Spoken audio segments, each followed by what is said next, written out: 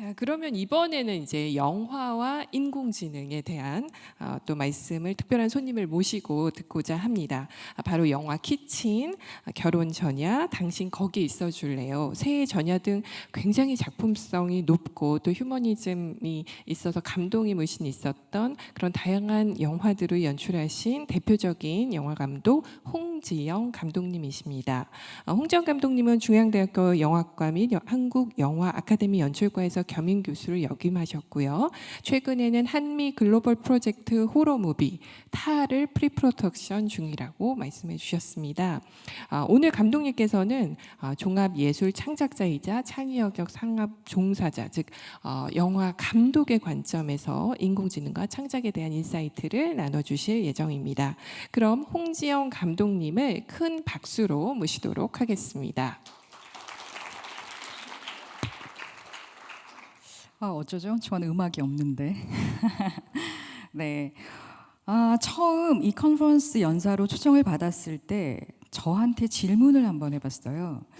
AI가 너무나 많이 얘기가 되고 있고 여러 질문과 답 가운데서 과연 우리는 제대로 질문하고 있고 만족스러운 답을 얻고 있나? 라는 질문을 저한테 하게 되더라고요. 그래서 저의 짧은 소견 제목은 AI에 대해 우리가 실리를 묻고 윤리로 답할 때다라고 한번 정해봤습니다.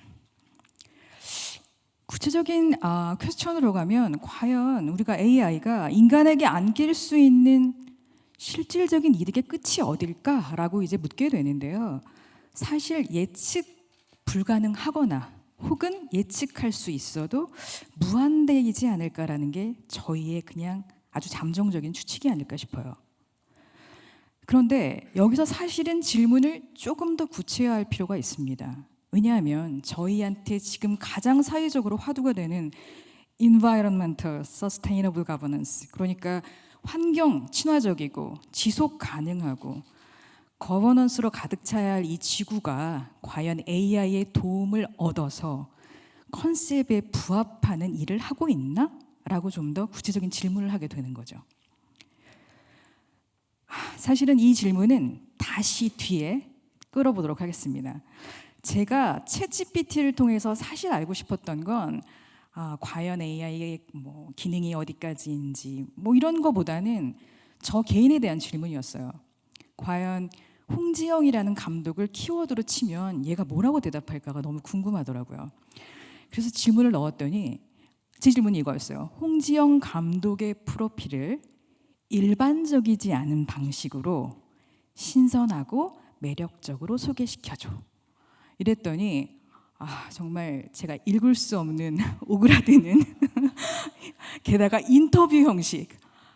제가 가끔 이 무슨 학생들을 뽑거나 할 때 자기소개서를 A4 10장 정도를 받기도 하거든요. 정말 쉬운 일이 아니죠. 그런데 꼭 인터뷰 형식으로 자기소개서를 쓰는 친구들이 있어요. 그 친구들은 그게 오리지널하다고 생각하지만 사실은 100에 2명 내지 3명은 꼭 인터뷰 형식을 취합니다. 그런 의미에서 일단 챗GPT의 이 작성은 제 마음속에서 이미 종소리가 울렸어요. 땡. 오리지널하지 않습니다. 그렇다면 나의 명령어가 너무 구체적이지 않았나? 그래서 3줄 혹은 4줄로 정리해보면 어때? 라고 했더니 이번에는 컨텍스트, 문맥도 없는 너무나 수사어구로 가득한 3줄짜리가 나오더라고요. 그래서 아마도 챗GPT는 매력적이고 신선하다라는 걸 미사어구나 혹은 과장된 수사로 이해했나? 라고 생각이 들어서 아주 심플하게 홍 감독의 프로필을 소개시켜줘. 단 4줄로.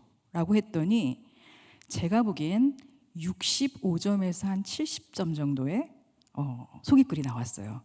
이 정도쯤 되면 저는 비켜봐. 내가 쓸게. 이렇게 되는 거죠. 제가 챗GPT를 사용하는 정도는 이런 정도인데 사실 헐리우드나 또 한국에서도 시나리오를 쓰는 것, 즉 영화의 가장 기본 작업이 되는 글 작업에 시나리오 모니터링 혹은 닥터링이라는 시스템을 이미 수십 년 전에 들여왔어요. 다만 지금 그걸 AI가 하고 있다는 거죠. 얼마 전에 타결이 된 148일간의 미국 작가 조합과 그다음 제작가 협회와의 긴 그 분쟁이 사실은 굉장히 중요한, 지금 어쩌면 우리가 고민하고 있는 지점이 모를 거란 생각이 들었어요. 왜냐하면 결과적으로 이 5개월에 가까운 분쟁의 위너는 잠정적으로 작가 조합이 가져갔거든요. 거기에 AI와 관련된 한 3가지 조항 정도가 있는데, 1 보면 AI로 생성된 서면 자료는 문학 지필 자료, 원본 자료 또는 할당된 자료로 간주되지 않음, 즉 AI는 작가로 인정되지 않음이라고 정리를 했어요. 2번째는 작가가 사측의 동의하에 집필하는 경우에 챗GPT 혹은 그 제너레이티브 AI, 생성용 AI를 사용할 수 있지만 사측이 작가에게는 그걸 강요할 수 없다라고 일방적인 관계를 정리했죠. 3번째는 사측은 만약 작가에게 전달하는 내용물이 생성 AI에 의해서 생성되었다면 그걸 무조건 알려야 한다는 의무 조항이 있다라고 명시하고 있었어요. 결국 이 얘기는 뭐냐면, 사실은 현재까지 스코어, 만약 작가 조합과 AI가 붙는다면 AI 작가로 인정되지 않음이라는 결과인 거죠. 그런데 과연 이게 얼마나 오래 갈까요? 저는 거기에 대해서는 약간 퀘스천이에요. 그래서 어쩌면 우리 창작자가 갖고 있는 직면한 딜레마는 예전에 그 윤리적인 질문이었던 트롤리, 막 질주하는 열차 한 칸이 한쪽으로 가면 1명이 죽고 한쪽으로 가면 5명이 죽고, 이 키를 쥐고 있는 운전자는 과연 어느 쪽으로 키를 돌려야 할까라는 질문에 우리가 딜레마에 빠졌었거든요. 왜냐하면 1명이든 5명이든 인간의 죽음이라는 점에서 우리를 굉장히 난감하게 만든다는 거죠.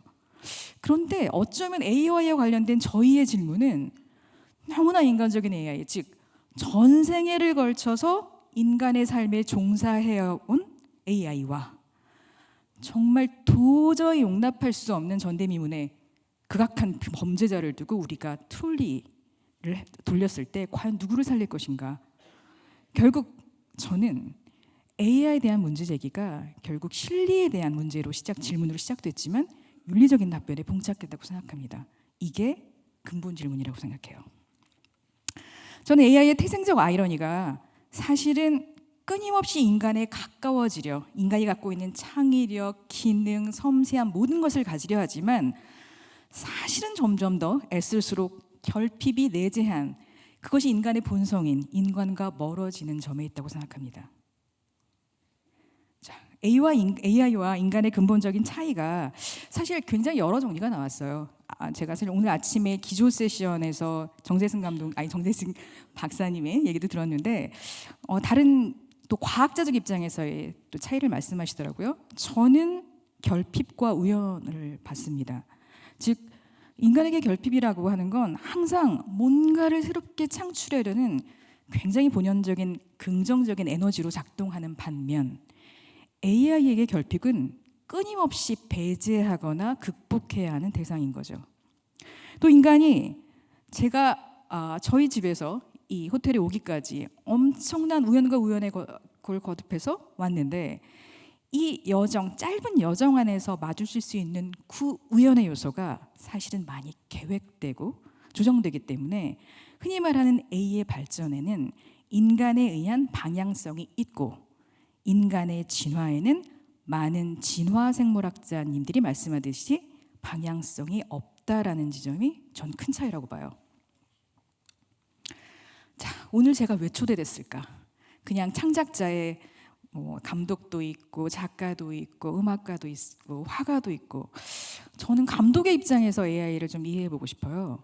제가 사실은 AI 출연 이전에도 가장 많이 받는 질문이, 아니 감독님, 시나리오 작가 있고 촬영 감독 있고 배우 있고 편집 기사 있고 음악 감독 있고 도대체 감독님이 하는 일이 뭐예요? 라고 질문하시거든요. 근데 너무 당연한 질문인 거예요. 이런 조합들만 누군가 있으면 할 수 있을 것 같은데 왜 영화가 심지어 감독님의 예술이라고 말해요? 라고 얘기할 때 제가 늘 하는 대답이 있습니다. 최종 결정자잖아.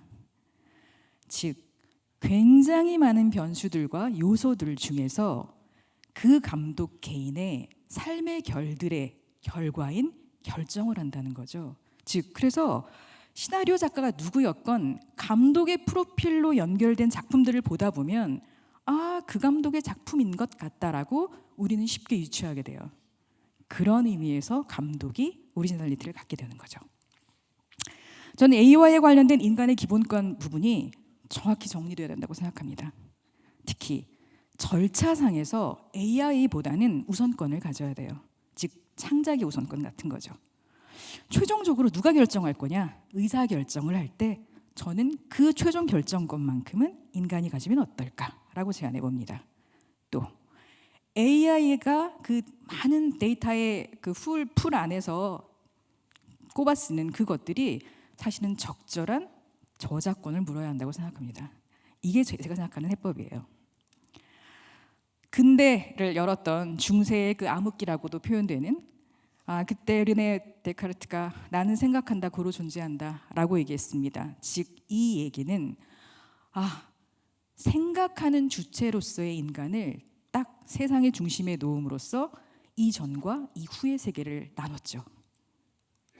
저는 연출하는 인간이 살아남는다고 생각합니다. 삶의 연출, 창작의 연출, 생각의 연출 모든 것과 관련해서 다이렉트하는, 그러므로 인간의 존재임을 증명하는 이 이야기를 갖고 여러분들과 함께 얘기 나눠보고 싶습니다. 감사합니다.